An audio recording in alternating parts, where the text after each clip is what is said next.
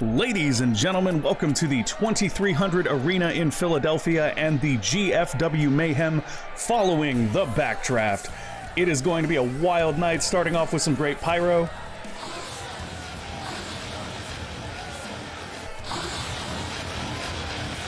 And Goth, I don't know about you, but I am absolutely stoked for what we're going to see tonight, although I am a little bit still frustrated with the way that Backdraft ended with what Taron Johnson did to Professor Asher.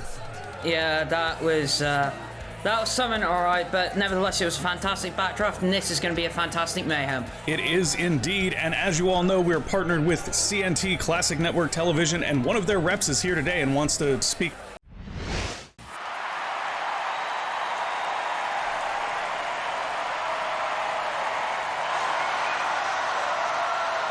Entering the arena at this time, Victor K. Morelli.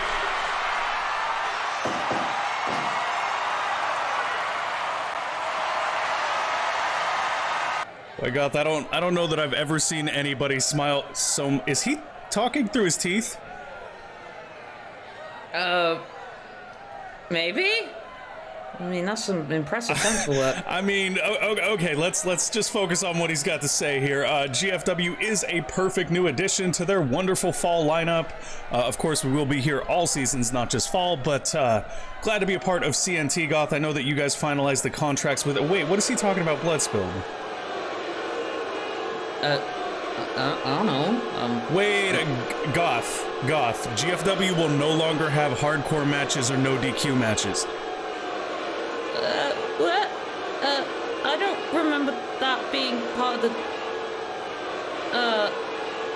Goth, come on. You finished these contracts. What's he talking about? Yeah, I finished them, like, quite hastily, but, I don't remember coming across anything like that. Excuse me? Okay, so we're not allowed to swear anymore either? This is gonna be a family... GFW in Philadelphia, Pennsylvania is going to be a family-friendly show now.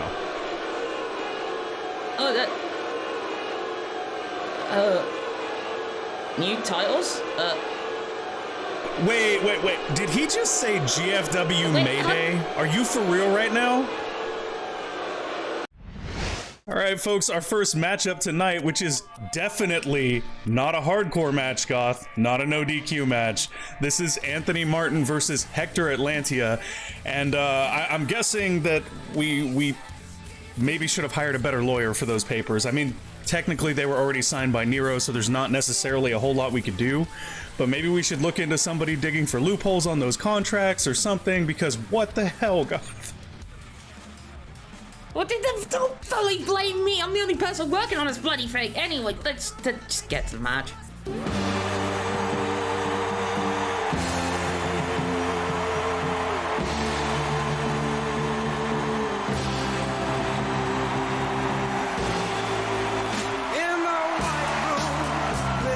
Entering the arena at this time, the Moment Maker, Anthony Martin.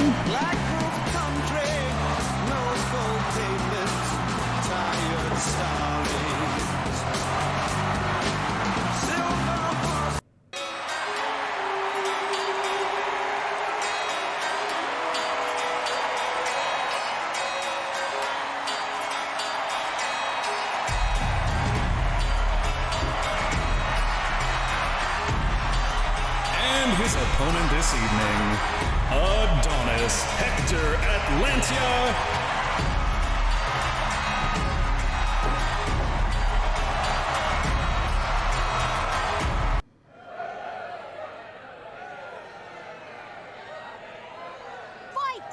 I don't know about you, Goth, but the most surprising thing about this matchup for me so far is that Anthony Martin is actually in the ring.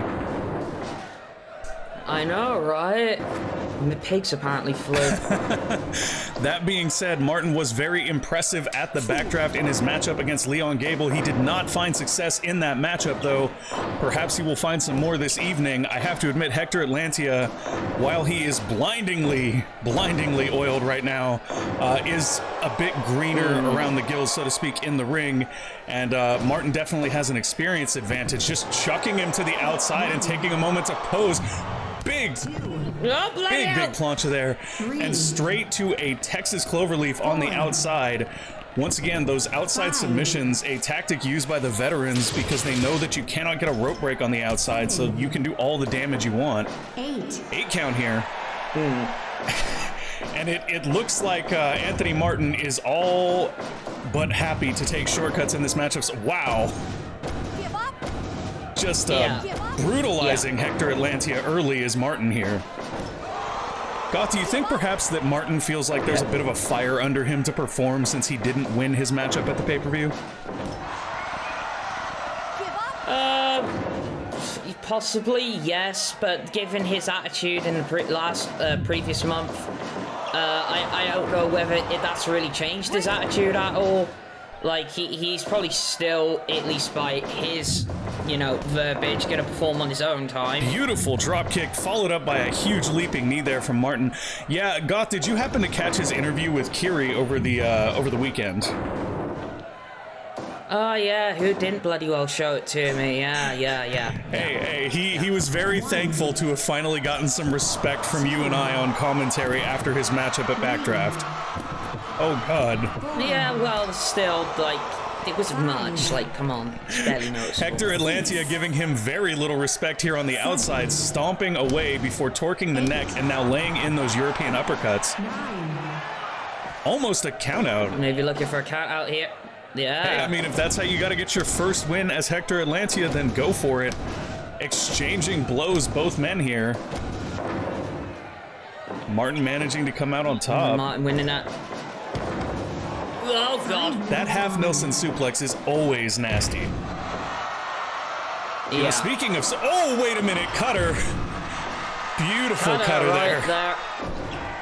I'm actually waiting to see some more suplexes out of Hector Atlantia. Atlantia is a Greco-Roman specialist. One of the main reasons we were happy to bring him on board. Oh, speaking of... Beautiful wraparound into that backdrop suplex there. And straight to a camel clutch goes Atlantia. Atlantia, a veteran of Greco-Roman wrestling and pancrase. Hopefully we see a little bit more of that style carry through here. Buffalo Sleeper on the outside. Atlantia now acting the veteran, putting his submissions on the outside where there are no ring breaks. Ouch. Oh, God, but he got sent into the apron, no. Oh, God. And again, I think Martin perhaps working for the count out here. Oh. Went for a drop kick, but Hector Atlantia got it just in time to miss it. And that European style of Atlantia playing into this matchup very, very strongly here. Another neck crank. Nope, gets out of it, however. Press back around again for that backdrop suplex. The landing on that is just brutal. 1, 2, no. Oh, wait a minute. Sniper crossface center of the ring. And that will do it. That will do it. The veterancy picking up the... Oh, boy. He's got a mic. Where did he pull it from? I don't want to know. Nice try, Hector. Head back to Atlanta. Wow. Okay. His name's actually Atlantia, by the... Oh, come on. Leon Gable never beat him, Goth. He tweaked his knee when he landed off the cutter. Oh, Leon Gable is the opportunistic coward in this. See, okay, but once again, what kind of man is he alluding to Leon Gable being? That's what I want to know. I don't bloody know. Oh, well, maybe we'll find out soon, though. Apparently he wants a rematch with Gable, but not just any... Okay.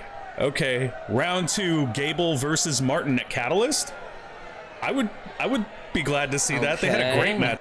Anthony Martin with some strong words for Leon Gable after that matchup, Goth, managing to find the victory against Hector Atlantia by catching that sniper crossface center of the ring. Atlantia did look great in that matchup, though, finding European uppercuts and that nice back switch, backdrop suplex there. Yeah, into a backdrop suplex, yeah. No, it was a very good showing from Hector Atlantia, but yeah, unfortunately, Anthony Martin coming out of the win and some...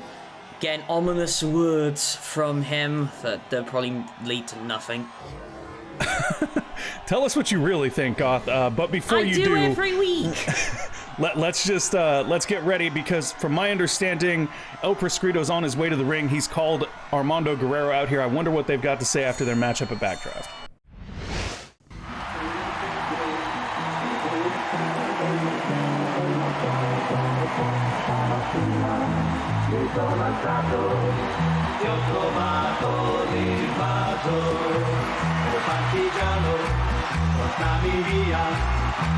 Entering the arena at this time, El Proscrito.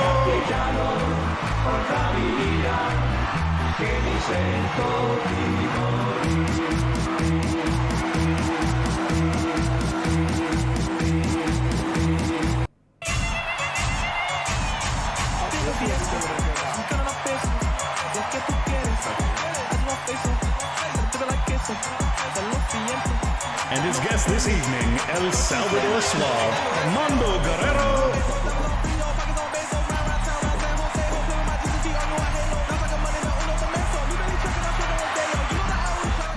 Oh. Why exactly has Proscrito called Armando to the ring, Goth? What do you think? No idea. Bit of respect here from Proscrito for Armando Guerrero. Okay, fair play. Saying he is a man who's greater than his name, apparently.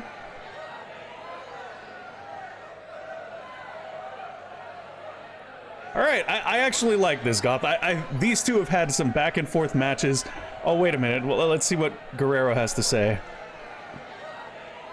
You hear that, Goth? It takes a great man to make a great warrior. These two have brought the best out of each other in the last month. I can't say I'm anything but happy to see them out here having this conversation. Yeah. This is a good thing to have every once in a while. It is indeed. Armando Guerrero graciously thanking El Proscrito for the matchup at Backdraft.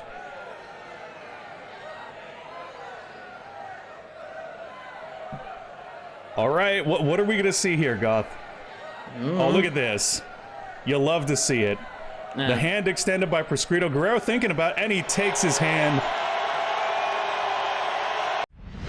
You love to see it, Goth. A handshake of respect between El Proscrito and Armando Guerrero after the back and forth battles those two have had. I'm very, very proud of both competitors. They did great at Backdraft. It was great to see that moment there. But next up, we are going to have a very interesting matchup. This is Baihu versus Justin Maverick with Barclay Prince. Baihu and Barclay Prince already having a bit of a storied rivalry / history here in GFW. Plenty of back and forth matches. Barclay Prince winning a few of them by dirty, underhanded tactics with your favorite woman in GFW, Goth, Rita Books. Yeah, the vixen in glasses, as I like to call her. But nevertheless, we can't exactly underestimate Justin Maverick, as he does have a win over El Proscrito, if you remember it correctly. Indeed, he does, with that beautiful Emerald Flosion, so we'll see if that's something he manages to bust out in this matchup against Baihu. I'm honestly more curious how Barclay Prince's influence will play into this one.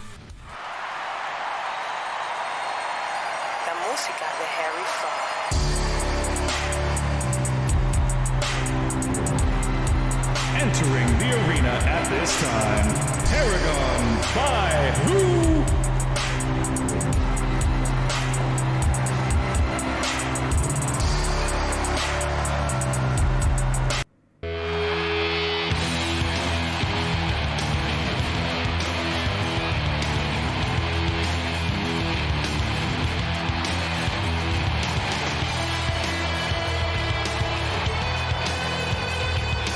His opponent this evening being accompanied to the ring by the Professor Barclay Prince, Justin Maverick.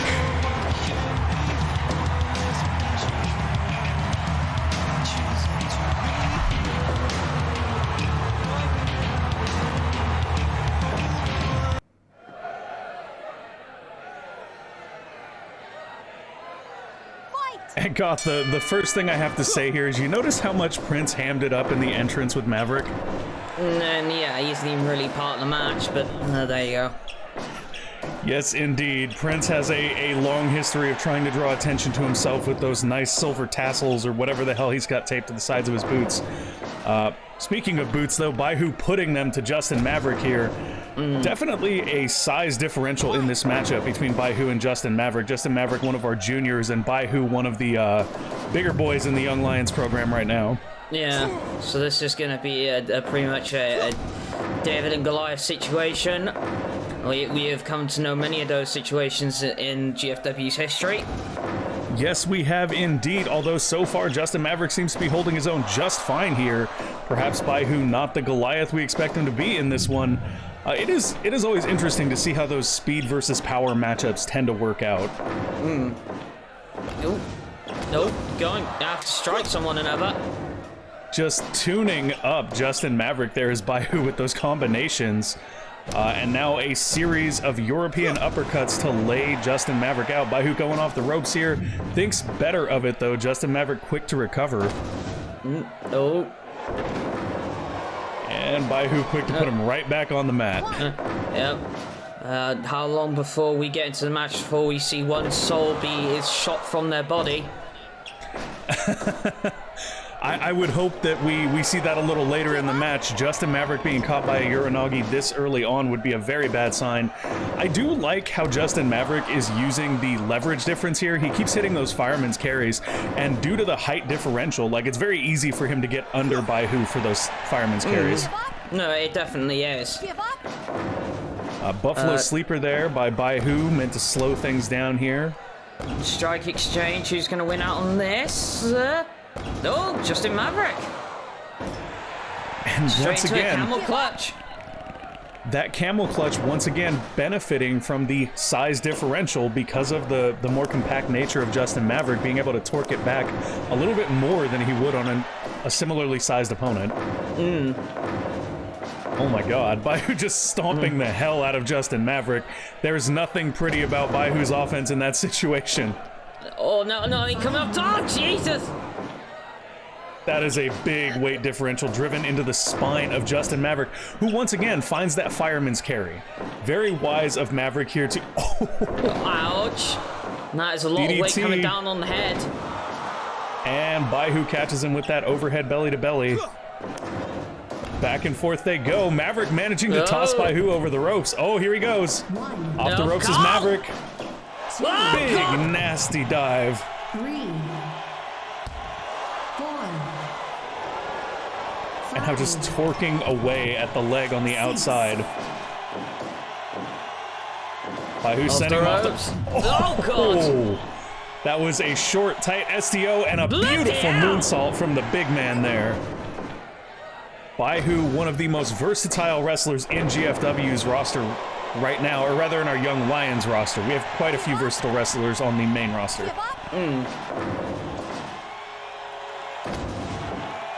Again, suplex. Wisely using that leverage. That's lower center of gravity is going to work against the bigger and there's opponent. that soul-crushing Uranagi. Did I Now just he's see got an his... even lower center of gravity since he's got no soul. Yeah, no, well, it's not that he doesn't have a soul, it's just it ping-ponged off the mat like a bouncing ball. Beautiful swingy reverse neckbreaker there, and now just torquing away at the knee and the leg of Baihu. Justin Maverick looks like he has seen better days here, though, Goth. Very dazed in this matchup. Oh, God. You say that? Oh, God. 1, 2. No, excuse me, it was early shift this morning. Early shift. 1. Oh, Justin Maverick taking a moment to ham it. Poison Rana on the outside. Ow, I felt that one back here. And Justin Maverick more than content to work on the outside at a 6 count here. Baihu managing to recover in time.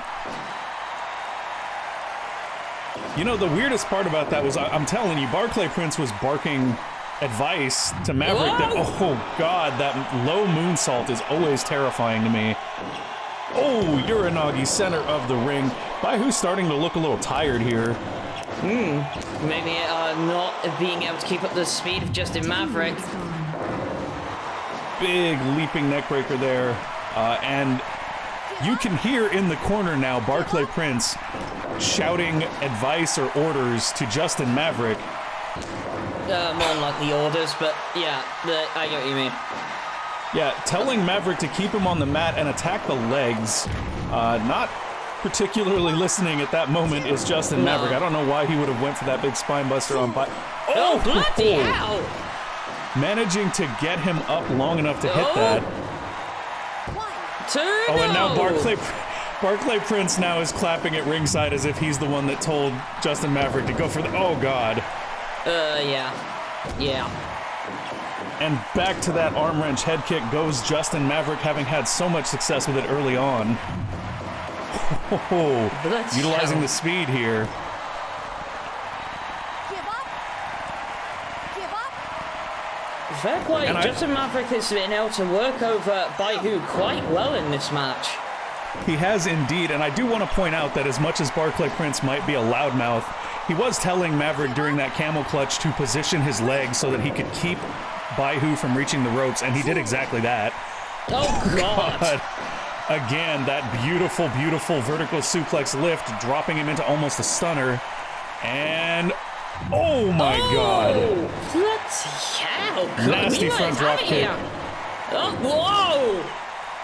Baihu gonna send Maverick off the rope. What's he got in mind? Maverick slides under using his quickness. But he's like, no, you're going. Oh, God. Yes, he is. Going for the ride is Justin Maverick. Baihu hitting that nasty Arn Anderson style spine buster.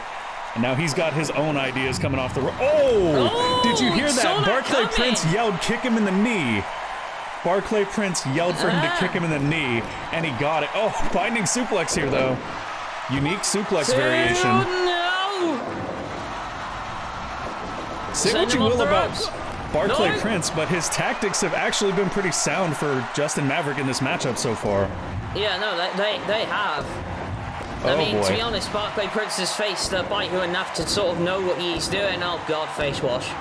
And you notice that Baihu has now isolated Justin Maverick on the opposite side of the ring from Barclay Prince. Mm-hmm. 1, 2. And I wouldn't advise all this posing if I was Barclay Prince. I would be telling him to follow up, which he may be doing, but Maverick is on the opposite side of the ring, may not be hearing the, oh no. That's the TTD! Oh, God. TTD, oh, and come on, Prince is up on the ropes, distracting Shelly. You know this drill already, ignore him!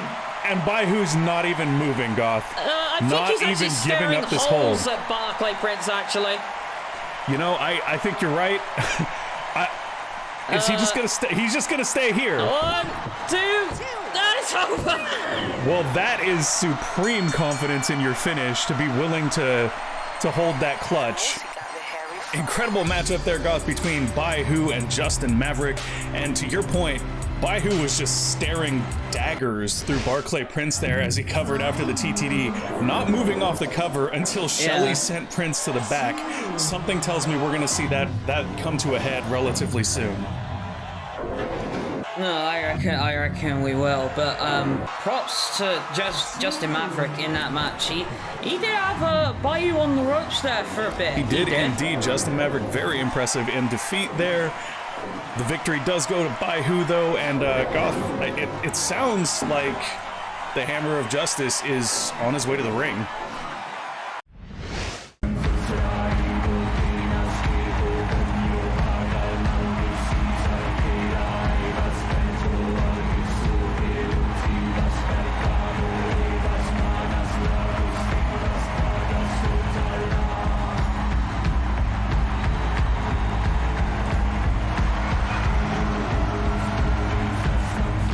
Entering the arena at this time, the Progress Heavyweight Champion, the Hammer of Justice, Mark Scarrett.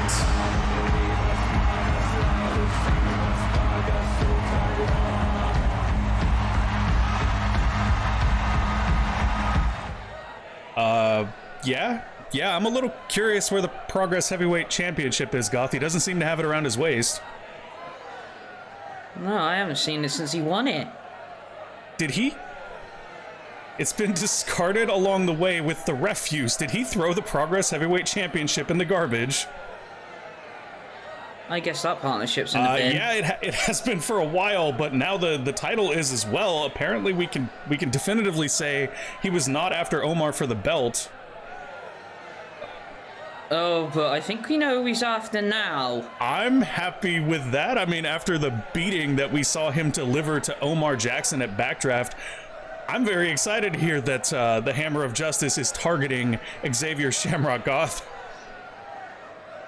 Yeah, it's always nice to see him get his head caved in. He makes a very good point. Xavier Shamrock has corrupted many people in GFW. He has corrupted the product for a time.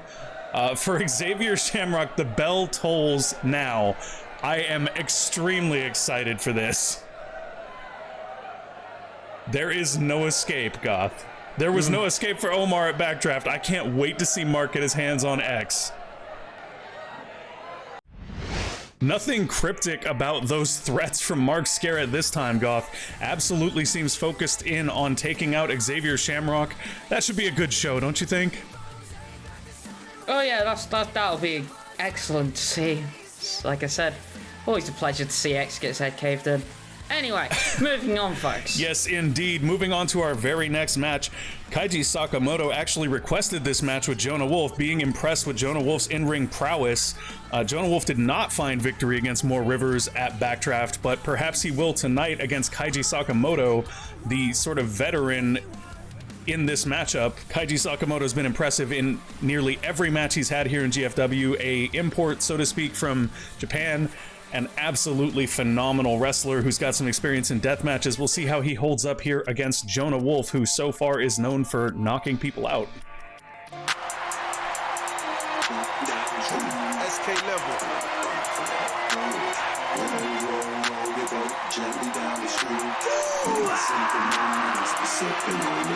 Entering the arena at this time, he is the Canadian Crucifix, Jonah Wolf.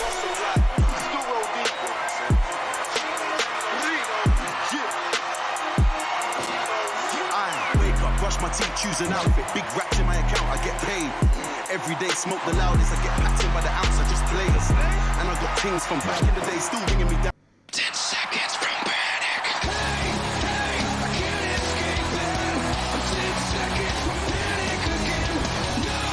No, nothing could. And his opponent this evening, the Asian sensation, Kaiji Sakamoto.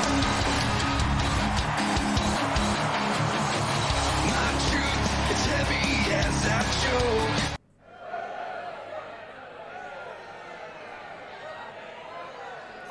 And Goth, I have to say, there is just something about Kaiji Sakamoto. I can't watch him come down to the ring without getting immediately excited. Yeah, excitable little fellow he is. We'll see how excitable he is in this matchup with Jonah Wolf. Kaiji Sakamoto, a dangerous veteran from Japan. It's interesting to me that he requested this matchup with Jonah Wolf, Goth. What do you think drove him to do that? I don't know. Maybe he wants to test himself against Jonah Wolf in this belief that anybody Jonah Wolf faces, he knocks out. Maybe, I don't know.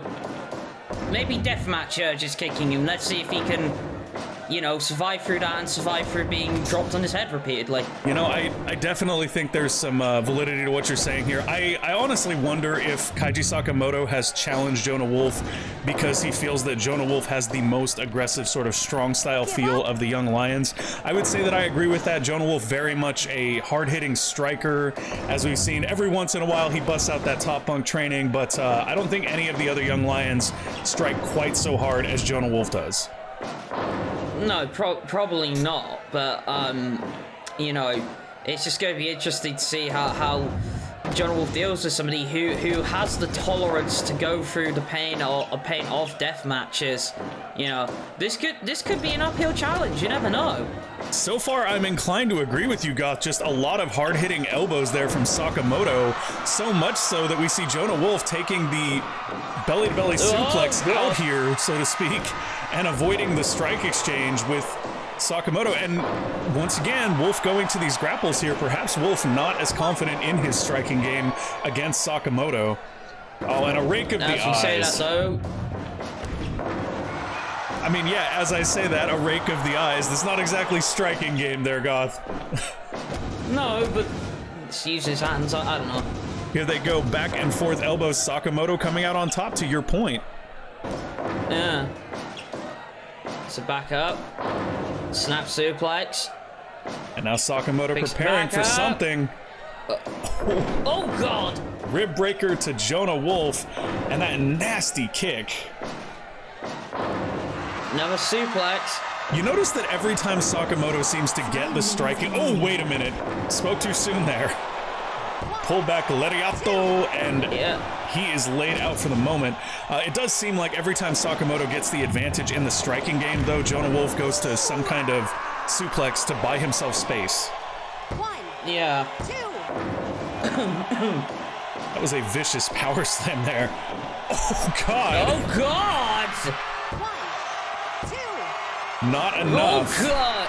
I don't know how that wasn't enough, but not enough to keep Sakamoto down is that powerbomb there. Oh, wow. Oh, wow. That rolling lariat. And I feel like Jonah Wolf is he's probably seen better days in the strike exchange for sure. And Jonah Wolf now top bunk training here. 2, no! Gets a 2 count there. Big series of elbows here from Kaiji Sakamoto, and then follows it up with a tight German suplex there. Unfortunately, landing Jonah Wolf on the ropes. Yep, feet catching the ropes as he landed. Jonah going back to that chop on the ground. Oh, wait a minute. Oh, God. Ow! I think he's out. Yeah, it is! Need help out here! I mean, Jonah Wolf perhaps not winning the overall strike game, but when you only have to look for your one strike, that's one way to win the match. Wow. That was a explosive finish to that matchup between Jonah Wolf and Kaiji Sakamoto. I do think Kaiji Sakamoto was the more skilled striker in that match, but Jonah Wolf just... I don't know if anybody is ever gonna take that vicious final Fang knee and keep ticking, you know what I mean? Oh, I know for one thing, they are going to take it lying down. That's the only thing they get to do after they take that one. Yeah. You know, speaking of not taking things lying down, though, I hear that we're having a bit of a scuffle or argument backstage, perhaps about the new CNT stuff. Oh boy. I could have told you this was going to happen, Goth. Phoenix is not going to be on board with this. You can't say that anymore. Are we going to have to bleep that? Matt Aries seemingly okay with the network changes.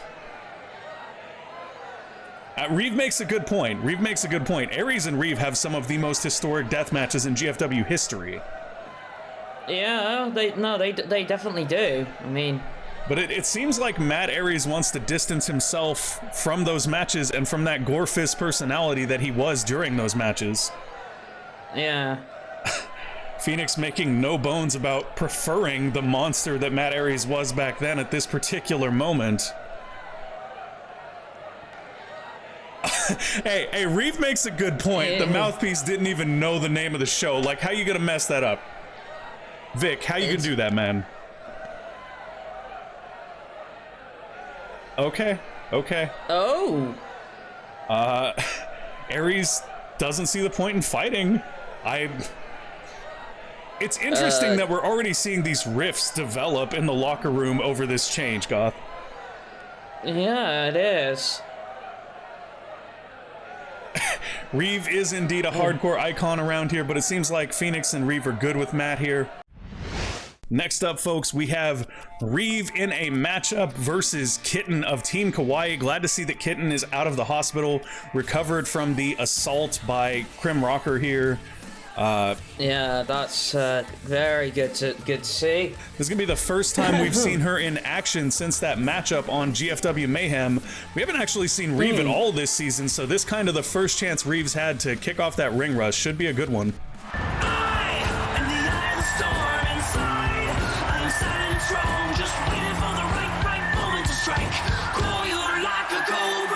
Entering the arena at this time, the irresistible force of Rise, Reeve!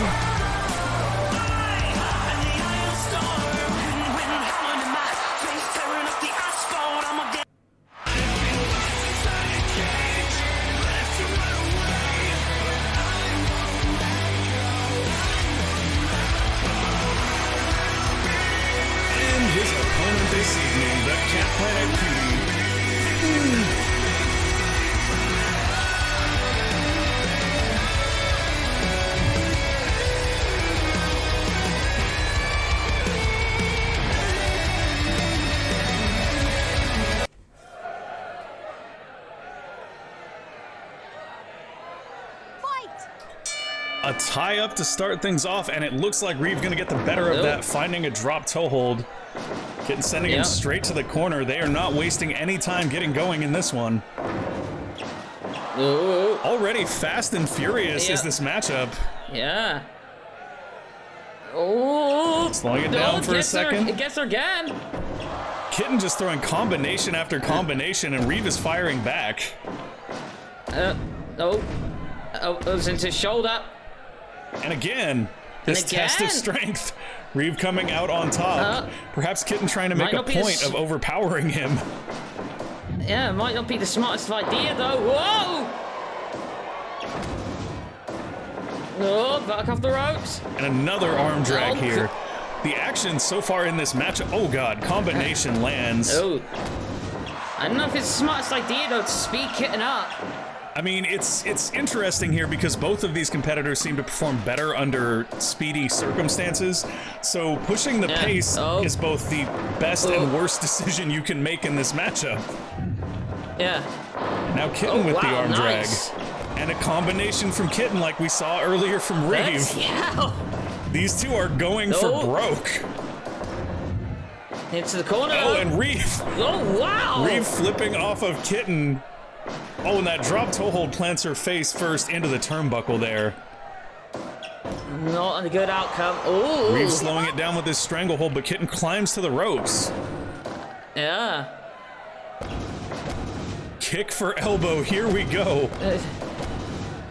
Oh, no. Kicks the leg out front underneath her. Oh! Twisting senton there from Reeve. Manages to drag Kitten out from the corner, and again applying this stranglehold. Perhaps Reeve's plan here is to take the wind out of Kitten's sails so that when they do speed things up, he can take advantage. May very well be. Catches her in the corner there and starts to unload with those strikes. And now it's the arm wringer from Reeve. Kitten sends him off the ropes. Arm drag here. And again, off the ropes goes Reeve. Kitten leapfrog and another arm drag. Nice. These two are just back and forth. Oh! Oh, God! Big rib breaker there for Reeve. Bounces off the ropes but thinks better of it. No. Facebuster going to head Kitten towards that corner. Well, she got something in mind. Wait a minute, off the ropes. And another arm drag again. there. They're just keeping the pace constant in this matchup. Oh, God. Speaking of constant pace. Good God. And that is that weird, unique style that we see out of Reeve. Oh, lifting, reverse DDT. And now to a bow and arrow lock. So the thing I noticed the most about these two competing is that there's no wasted motion. Like, they're just constantly on the attack. Kitten in control now. Got that arm locked again. And blow after blow goes Kitten. Reeve manages to duck and catch her in the back of the head there. Off the ropes. Oh, just dropping himself head first onto Kitten. Yep. And now it's Kitten lighting Reeve up in the corner. Yep. This matchup has been back and forth. Oh. Straight to the cover goes Kitten. No. Only one count. Oh, wait a minute. Sunset flip bomb. 2. No. Only a 2 count. Kitten manages to fight out of it. Oh, God. Another one of those nasty Kokeshis. Yep. Kitten goes for a corner whip, but Reeve counters. Kitten fights out of the corner, though. Jawbreaker from Reeve. This action is so back and forth. Kitten flipping off the turnbuckle. This is the most. This is the most frenetic match that we've had on GFW programming in a very long time, Goth. Yeah, it is. Oh no, able to reverse it. Oh, Kitten reverses Reeve. We are not going to see a flow of moves here. These two are at fighting each other. Oh, nasty leg lariat there from Reeve, though. Will that take a step out of Kitten's, or the spring out of Kitten's step? Yeah, possibly. Oh, it's a corner. Wait, goes over the top. Oh, and a leaping European uppercut. And the pace will not slow in this matchup at all. No. The best part, Kitten even seems tired, right? Like she's gasping for air in between moves, but she's not stopping. Oh, God. Reeve again landing with that Kagifusha. Oh, God. Wonder if there's any sort of rust when it cuts. Like the reason she's breathing a little bit less than usual is because of that throat injury. That could very well be true here, Goth. Both of these competitors look phenomenal in this matchup tonight, though, even with the injury. And again, Kitten lighting Reeve up in the corner. Do not want to get scratched by those claws. Oh, bloody hell! Run up, twisting senton from Kitten here, and a big guillotine leg drop across the chest of Reeve. Nice. Taking a moment to get her breath back. Reeve finds a jab there to buy himself a little bit of space, and then drops a knee across the back of Kitten. And again, Kitten with a roll up here. The back and forth action is not stopping. No. You're gonna send Kitten off the ropes here, misses with whatever he had in mind, and Kitten catches a snap suplex. Nice. Cover. No. Off the ropes. Kitten with the leapfrogs. Up top. Oh! Arm drags him perhaps close to the corner there. Thought she might go up after that one. Oh, nasty knee across the bridge of the nose. Oh, what is... Kitten sent for the spin there. This is why they call Reeve the Eye of the Storm. Bloody hell. Back heel kick there, and right back to this bow and arrow lock goes Reeve. Kitten, one of the most flexible competitors on the roster, though, so probably not going to find a lot of success with that one. Oh, God. Oh, wait a minute. Kitten displaying her agility, just walking the rope here with Reeve. 2-0. Incredible maneuver from Kitten there, and now it's Reeve gasping for air. Yeah, no strike exchange. These two are going for broke tonight. Oh. Kitten coming out on top in the strike exchange. Oh, she's got him up. Samoan pop. Reeve manages to kick her off when she goes for the leg, though.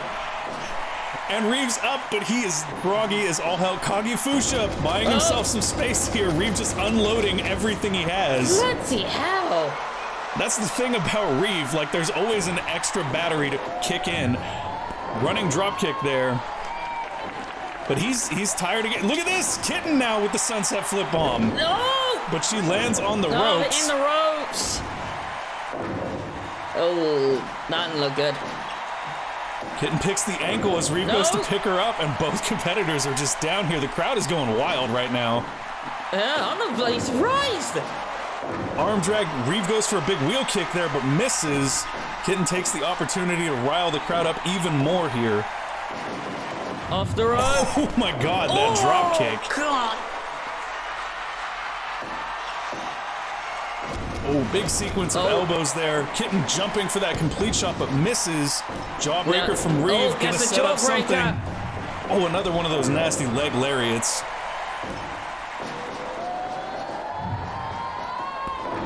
Reeve trying to keep the momentum going.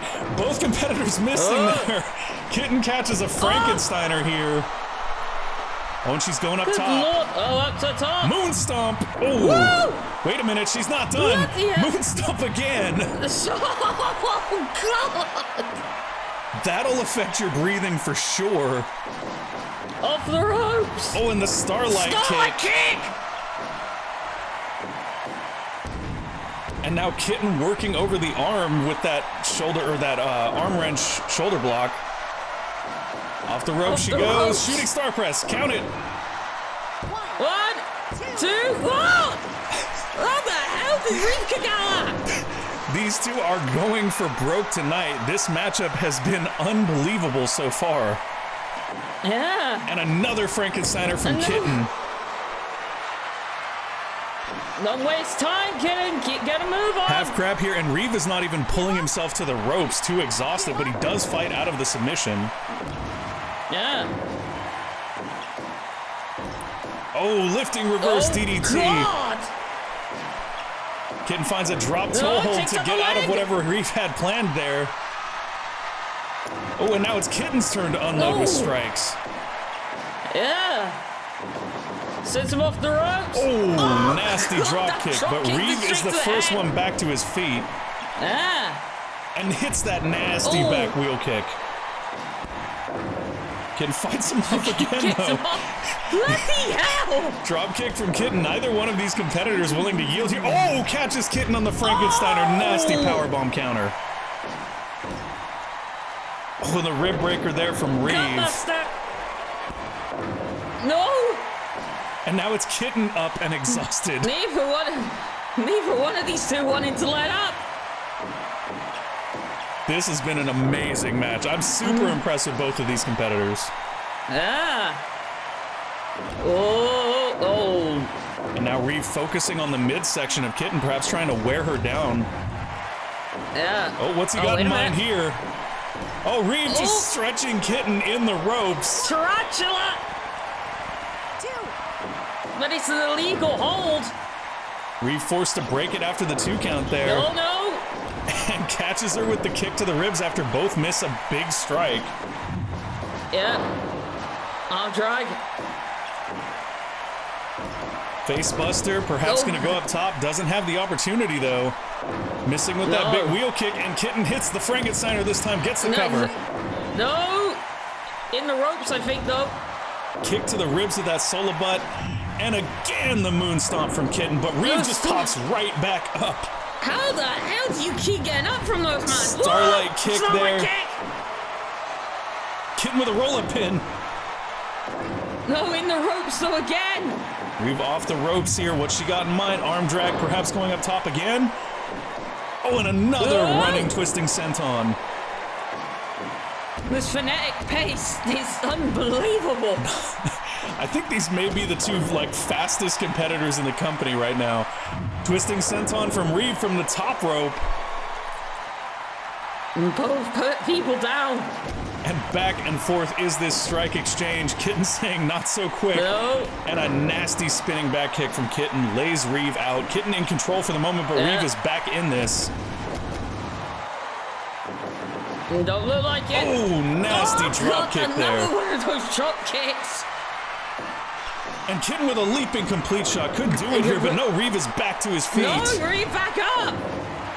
God, the endurance of both of these God. competitors can't be questioned after this matchup. No. Reeve sliding under Kitten. Oh. What's he got in mind here? Oh, God. Frankensteiner from Reeve. Bloody Oh, wait a hell. minute. Epicenter. Oh. That's it. Kitten has no Kitten has the choice but to tap. give up. Reeve caught her with the epicenter off of that Frankensteiner. What a matchup, Goth. Yeah. I'm exhausted watching it. Right? That was incredible. I don't even know what else to say about that except for that was absolutely incredible. Both Kitten and Reeve looking amazing in that matchup. I'm floored. Well, don't get too floored. Apparently Campbell Chase is backstage with a microphone. He has a little something he'd like to say. Oh, Goth, is that the Progress Championship over his shoulder? Okay. Seems like it wasn't left in the trash. Or Chase went dumpster diving? Well, I wouldn't be surprised, but anyway. Oh my God. He has christened himself the GFW Spirit Champion. He's defending the spirit of professional wrestling. You've hardly been here 5 minutes, mate. Okay, well, I'll give him points for initiative. I'm just blown away by this. I mean, is this officially recognized as a title now, Goth? You'll have to clean it up a bit first, but possibly, yeah. Well, what? Oh, Why and not? he's all for the network's changes, apparently. Nobody... Oh, of course he is. Nobody can match his technical prowess, Goth. Next up, folks, we have the main event of the evening. Goth, I don't know about you, but I'm absolutely stoked for this one. Professor Asher getting his rematch against Taron Johnson for the GFW Heavyweight Championship. Yeah, and I hope he damn well gets it back so we can start calling him Professor Two Belts again.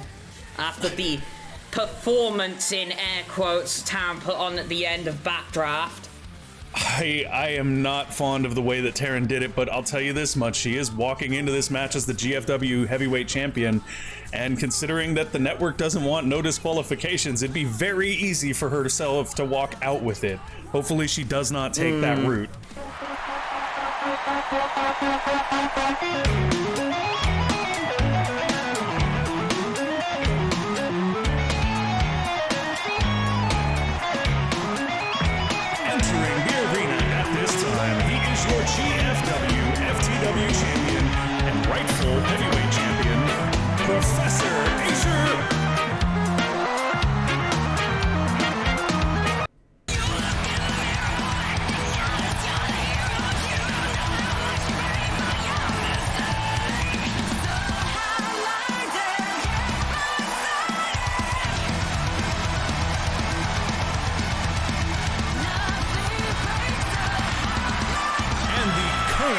Reigning, defending GFW Heavyweight Champion, Taron Johnson.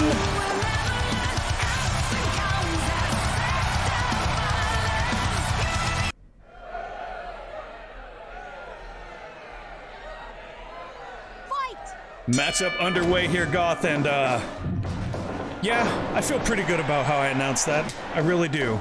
Yeah. No, that was on point announcing there, good. On point. Aisher is the rightful heavyweight champion. In my opinion, Taron Johnson did manage to walk out with the title, but I would argue that she did not win it. So, you know, come on, Aisha. I have to wonder though, Goth, like, how do you think that might have affected Aisher's confidence going into this matchup? To have been outfoxed by Taron like that. I don't know if it really affected his confidence. Just, to be honest, actually, I think it may have lit a fire under him, to be honest, especially from what I saw after Backdraft.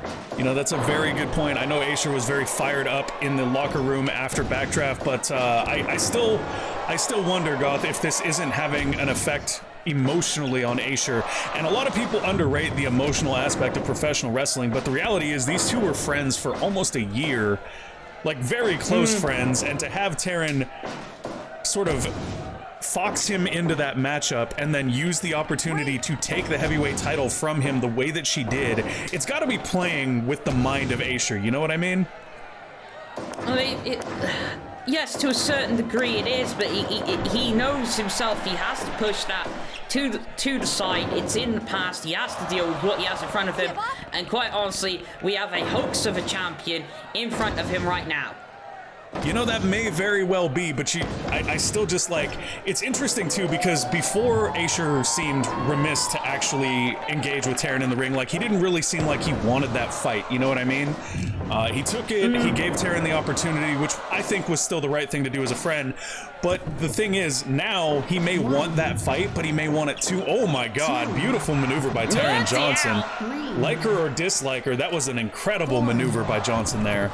I'm just saying, like, now he really wants the match, you know what I mean? So he went from, like, I don't really want this, to I want this so bad, that you have to wonder if that's messing with his head, too. Like, being angry, being revved up, can actually mess with your strategic thinking in the ring. But under the right circumstances, it could just be the thing you need to carry you through the match. It's a very good point. I'm just wondering if, like, anger is a line, right? Anger gets things done, but anger also forces mistakes. And I'm wondering if we're going to see that tonight. To be honest, Good, you're not exactly sounding like you're in Aisha's corner. You're giving him quite a hard time when all he needs is our encouragement to get back the title that was taken from him. All I'm doing is pointing out that my only concern for Aisher in this matchup, so to your point, Goth, I fully support Aisher. I think he can absolutely win this match. I don't worry that he doesn't have the capability to win it. I worry that his mental state could factor in. That's why I'm discussing it. Just putting it out there, you know? Well, look, we'll get him a therapist afterwards. Let him just win the match first. It's a very, very limited view you have there, Goth, but okay, let's see. I'm all for it. I think Aisher can come out on top in this one. I think he should really be looking to set up necromancy, and frankly, I think he should be avoiding any sort of headlock clutches with Taron should she try to pull the same shenanigans. Beautiful capo kick there from Professor Aisha to Taron Johnson. Also, don't accept the handshake, Good. Not Good. Bloody Professor Aisha. Oh, you too. Look at this. Big tornado DDT from Aisher. Beautiful move. And yeah, Aisher's breathing heavy here. Taron going for that sweep kick. I think as long as Aisher avoids that headlock clinch, he should be able to stay away from any shenanigans from Taron. Consequently, that headlock clinch is also how she sets up the legitimate Johnson special. So if he can avoid that, he's basically, in my opinion, pretty safe here. Look at this. Cobra clutch suplex, landing Taron directly on the top of her head. Oh God, that was a pretty brutal kick directly to the side of the face there from Asher, and that's, you see what happened there though, right, Goth? Asher took a moment to kick Taryn in the face, and she used the opportunity to roll and hit that sweep kick, and now she's back in control. And that's my concern. Yes, don't remind me. That's my concern, is that if Asher gets angry and lets that anger guide his actions, he may create an opportunity that he doesn't mean to. Beautiful leaping elbow there by Asher, though. Yeah, but again, no, it's carrying him through. He's back on top already. It's a good point. It's a good point. Oh, look at the counter there. Oh, Roll look up. at that. It carried him right through. Legitimately carried him right through the momentum there, Goth. Very good call. Taryn with a senton here. Oh, God. Off the ropes. Oh. Big flipping That drop drop kick salt. there. Taryn back in control for the moment here, but will Asher find a way out of it? I'm sure he will. Oh, God, another drop salt. And Taryn right to the arm. Long-term plan for Taryn has to be to go for that Johnson special. Hopefully it is the actual Johnson special and not the I totally put him in a submission Johnson special we saw at Backdraft. Yeah, I know, right? Cover here from Asher. Oh, cover. 1, 2. Oh, wait a minute. No, I thought it was going to be necromancy, but instead that maneuver that Asher's used many times to set up for necromancy and a capo kick to the back of the head. It's a good way to... doing that, it's a good way to sort of raise her expectations of it being necromancy, thus bluffing her, essentially. Yeah, I definitely think Asher was feigning necromancy there. Not to mention that move also targets the neck, does good damage. And now Asher to this abdominal stretch where he's torquing on the neck as well as the arm and the abdomen all at once. That very traditional abdominal stretch that we don't see very many competitors use. Back into he goes. Wise move here by Asher. Oh, and chucking Taryn to the outside, but Asher's wisely not going to follow her, Goth. Going to take the center of the ring, catch his breath. He's not playing any outside games with Taryn today. Nope. Taryn has him, though, into the corner. Oh, wow. Nasty handspring elbow. Knee. But look at Asher with the roll-up. Oh! 2. No! Oh, Taryn back to this armbar.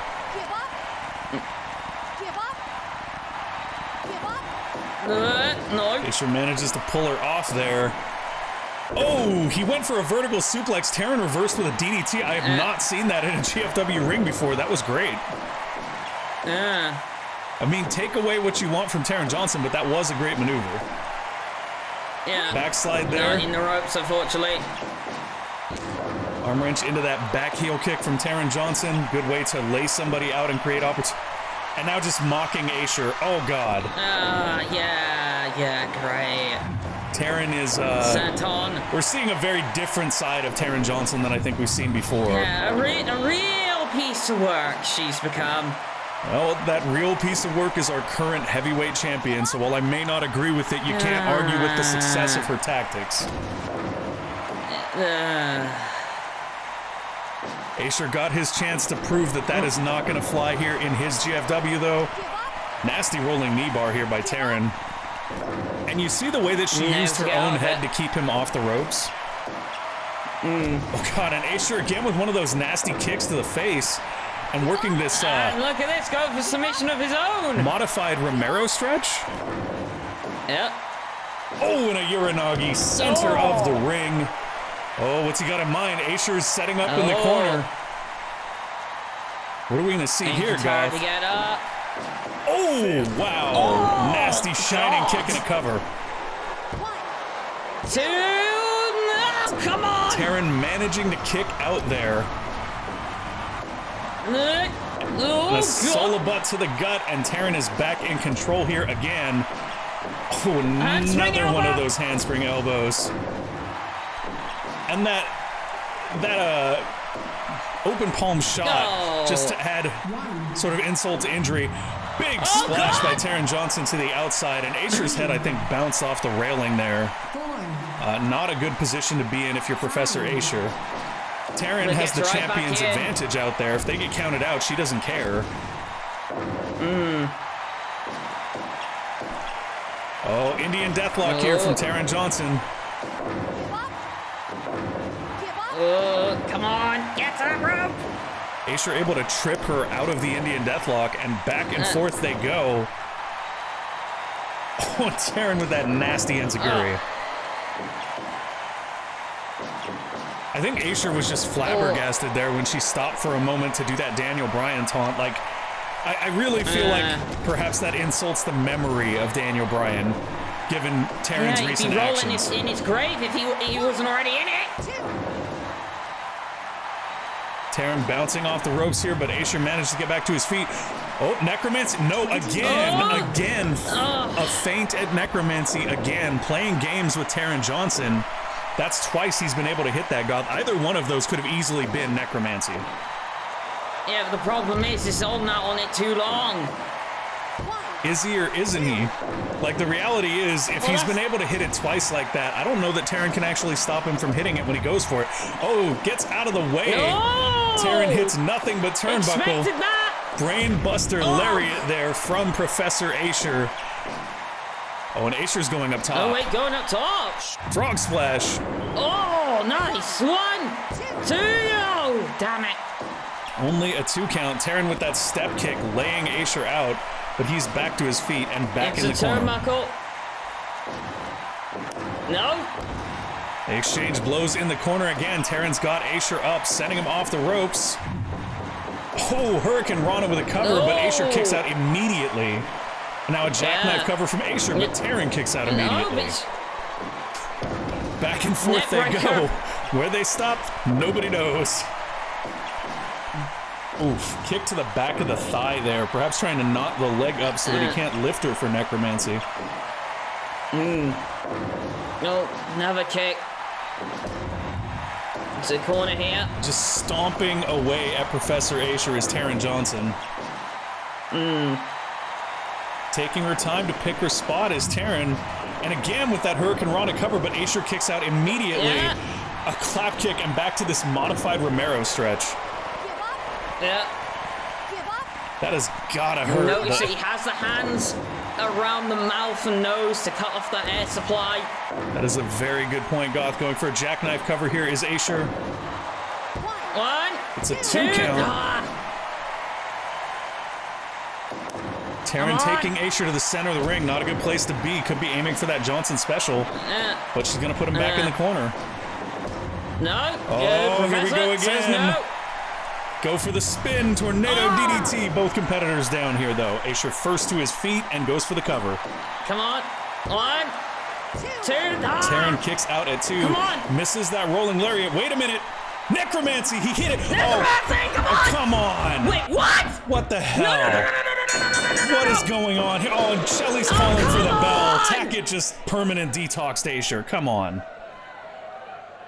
Oh, what the hell is this? Oh, God damn it!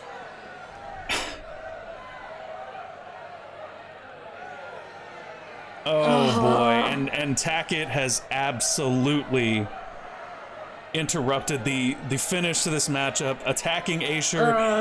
Doesn't give a damn about Acer's rematch. Does Tackett wants his opportunity at the FTW title.